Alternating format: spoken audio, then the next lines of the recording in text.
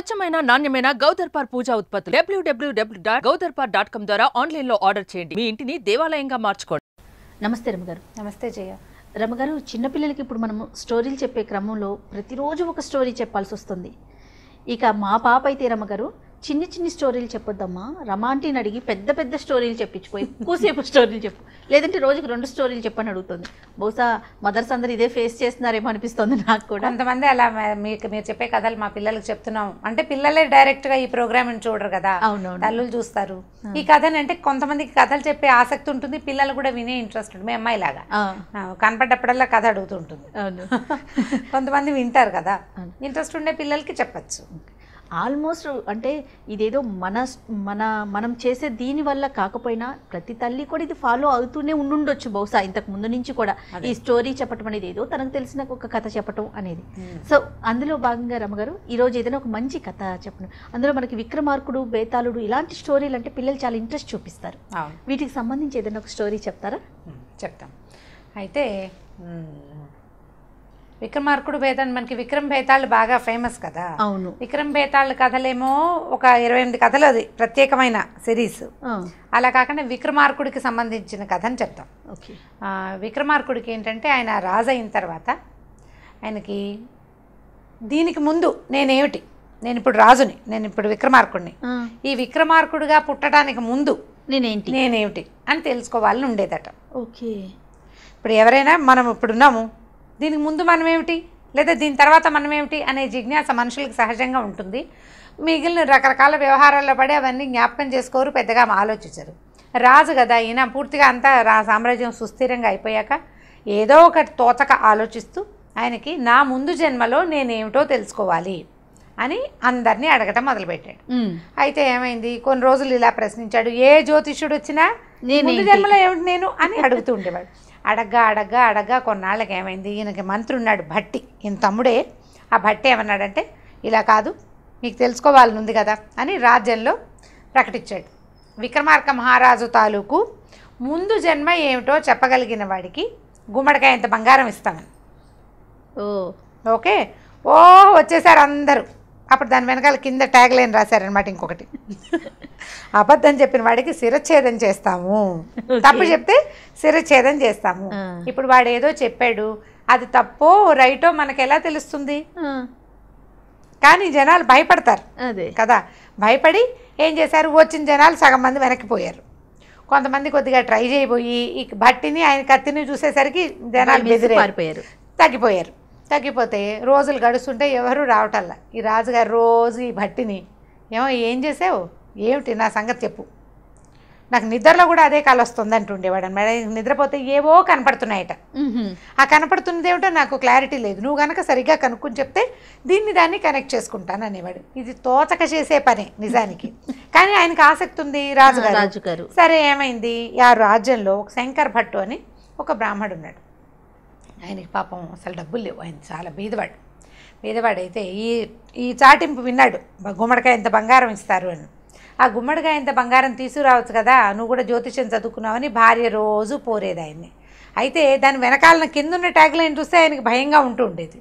అయితే కొన్నాళ్ళు ఇలా అనగా ఆలోచించి ఏమనుకున్నాడంటే, ఏమవుతుంది, ఇవాళ కాకపోతే రేపొద్దునైనా మరణం తప్పదు మనిషి అన్నవాడికి, కాబట్టి అబద్ధం చెప్పో ఇంకోటి తెలుసుకునో ఏదో విధంగా ఇది రాజుగారి సంగతి చూడాలని అనుకున్నాడు. ఇప్పుడు రాజుగారి పూర్వజన్మ వృత్తాంతం తెలుసుకోవాలంటే ఎలా, ఏం చేయాలి? ఇప్పటి కాలంలో అయితే మనం ఇంటర్నెట్లో వెంటనే కొట్టేస్తాం, గూగుల్ చేసేస్తాం కదా, గూగుల్ ఇట్టని గూగుల్ చేసేస్తాం. వాళ్ళకి గూగుల్ ఏంటంటే ఆ రోజుల్లో ఏదైనా తపస్సు చేయటం, ఏదైనా గుళ్ళోకి వెళ్ళి ఏ దేవుడినో దేవతనో ప్రార్థించి అమ్మ నాకు ఇది కావాలంటే చేస్తుంది దేవత. ఈయన ఏం చేశాడు, ఈ అవంతి నగరం, ఈ ఉజ్జయిని నగరానికి చాలా దూరంలో ఒక పాత కాళికాదేవి గుడి ఉందట.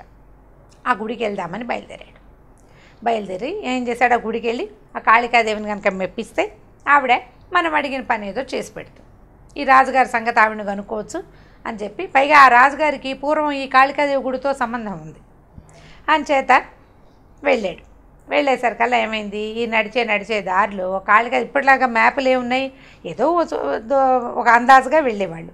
ఈ వెళ్ళే దారిలో ఆయన దారి తప్పిపోయి ఏదో బాగా గుబురుగా ఉన్న ఒక తోటలోకి ఎంటర్ అయ్యాడు. చీకటి పడిపోతే ఈయన ఏం చేశాడు, రాత్రి అయిపోయింది, ఈ పూటకి ఇక్కడ పడుకుందాం, రేపు తెల్లారాక అప్పుడు చూద్దాం అంటే వెళ్ళే దారిలో కొన్ని ఊళ్ళు కనపడాలని లెక్క ఉంది. ఊళ్ళేవో కొన్ని కనపడ్డాయి, కానీ ఎక్కడ దారి తప్పిపోయాడో అడవిలోకి ప్రవేశించేశాడు.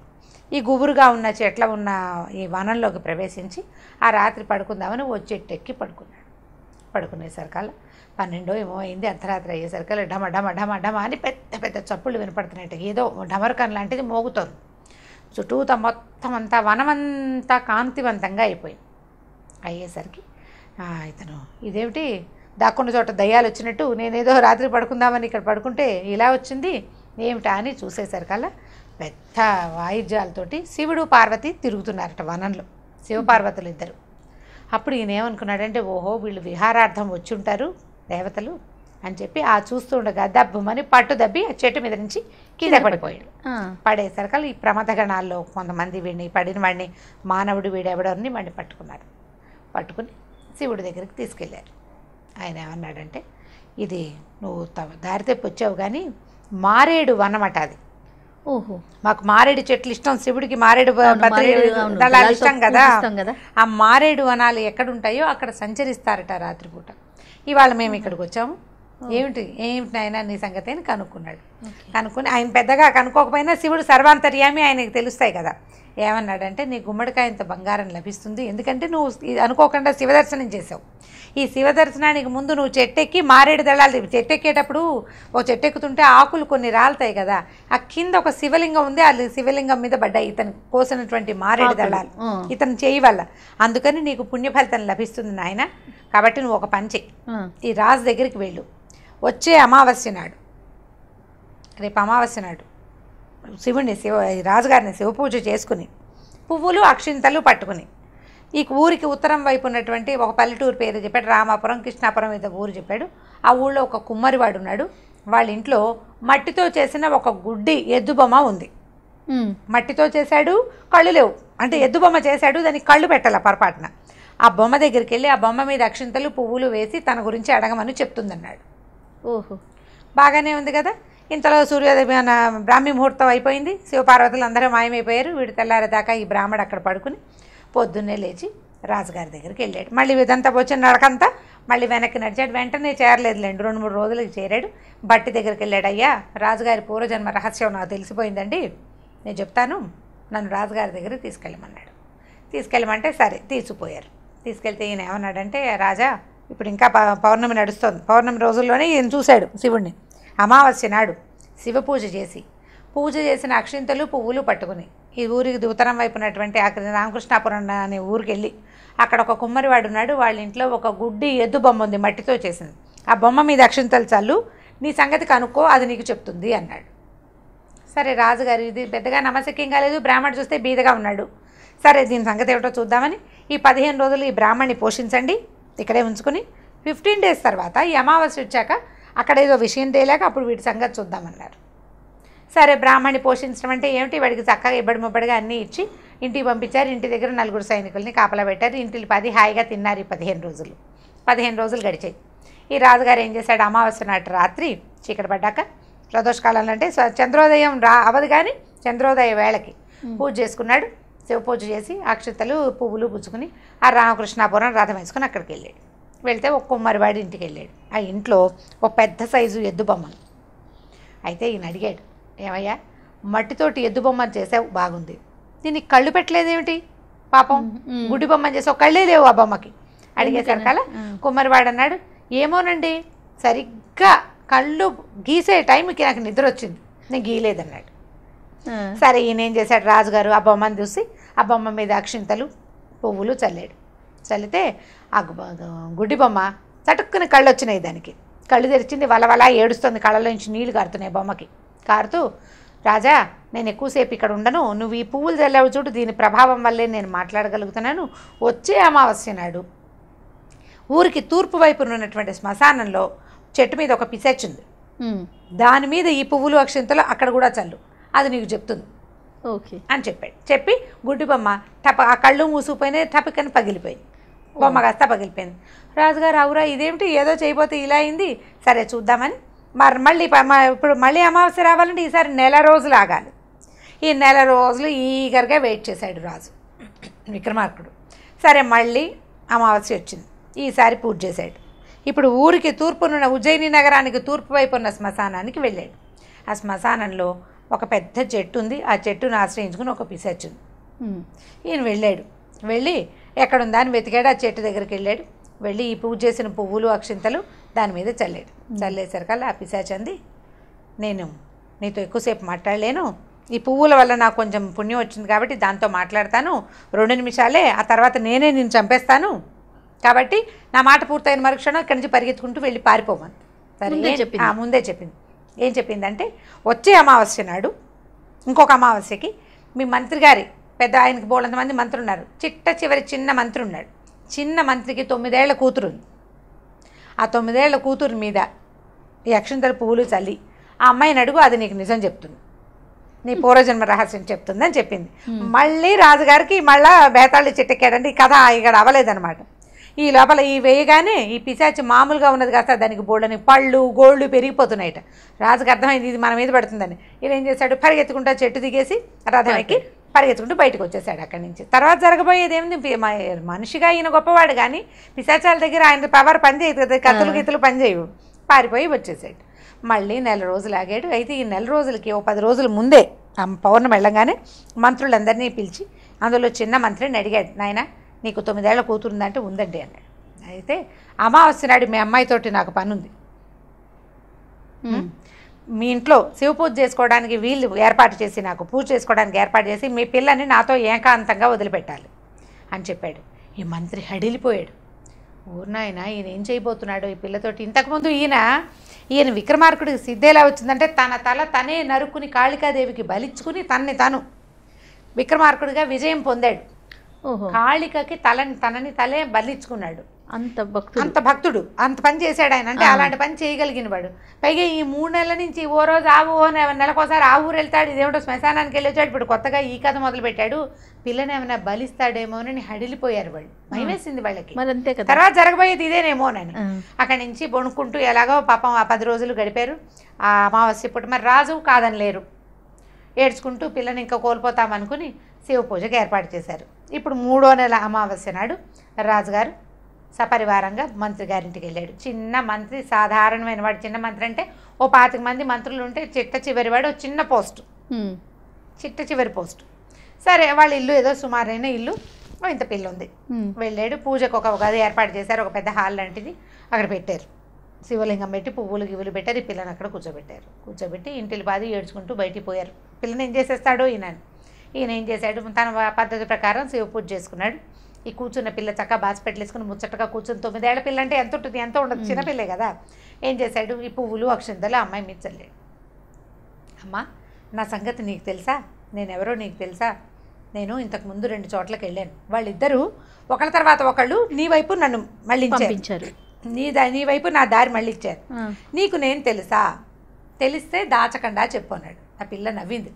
నవ్వితే ఈయనకి చాలా సంతోషం వేసింది. నవ్వేసరికి ఎందుకు తనకి సంతోషం వేసిందో ఆయనకి తెలియదు. అప్పుడు ఏం చెప్పిందంటే, రాజా కిందటి జన్మలో నువ్వు రామశర్మ అనే ఒక బ్రాహ్మడివి, నీకు ఒక భార్య, ఓ కొడుకు, కోడలు ఉన్నారు.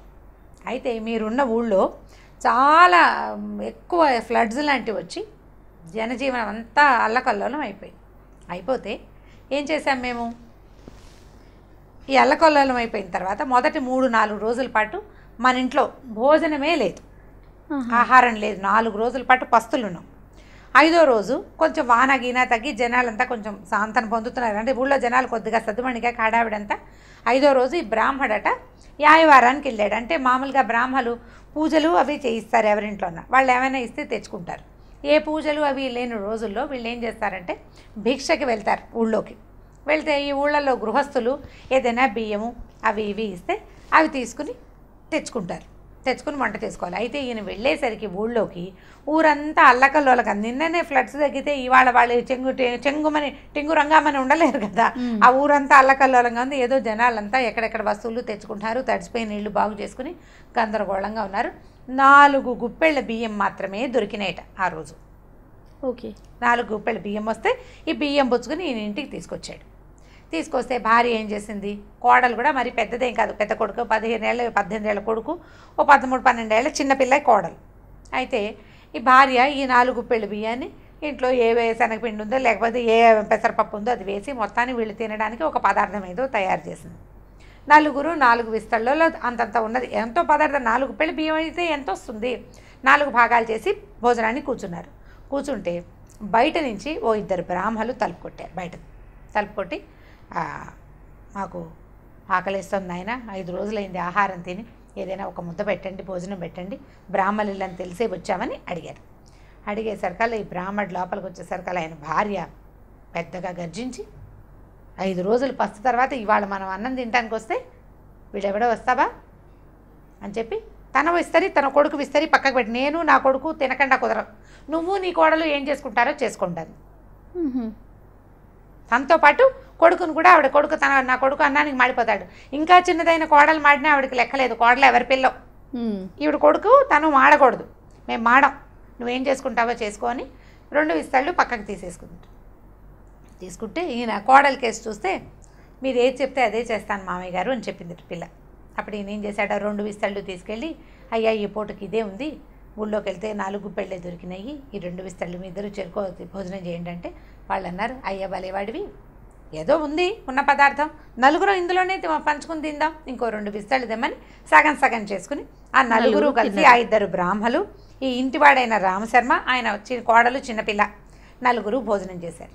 అయితే ఈవిడ ఏం చెప్పిందంటే, ఆ రామశర్మవి నువ్వు, బ్రాహ్మలకి నువ్వు 5 రోజులు వస్తున్నా కూడా నీతో పాటు అంటే నీ దగ్గర ఉన్నదాన్ని వాళ్ళకి ఆహారంగా మొత్తాన్ని సమర్పించడం వల్ల నువ్వు రాజయ్యావు. ఓహో. ఆ విస్తర్లు 2 లాగేసుకున్న నీ భార్య పిశాచయింది. ఓహో. ఇప్పుడు వాళ్ళ అమ్మ చెబితే, కాదమ్మా అట్లా అంటే ఎట్లా, బ్రాహ్మడికి అన్నం పెట్టకపోతే ఎట్లా అని గుడ్డెద్దులాగా వాళ్ళ అమ్మని ఫాలో అయినటువంటి ఈ కొడుకు ఈ గుడ్డి ఎద్దుబొమ్మ అయ్యాడు. అంటే రాజుకి వెంటనే ఆ పిల్ల నవ్వంగానే తనకు ఎందుకు సంతోషం కలిగిందో ఆయనకు తెలిసింది, కోడలే ఈ పాప, ఈ ఎదురుగుండా ఉన్న చిన్నపిల్ల.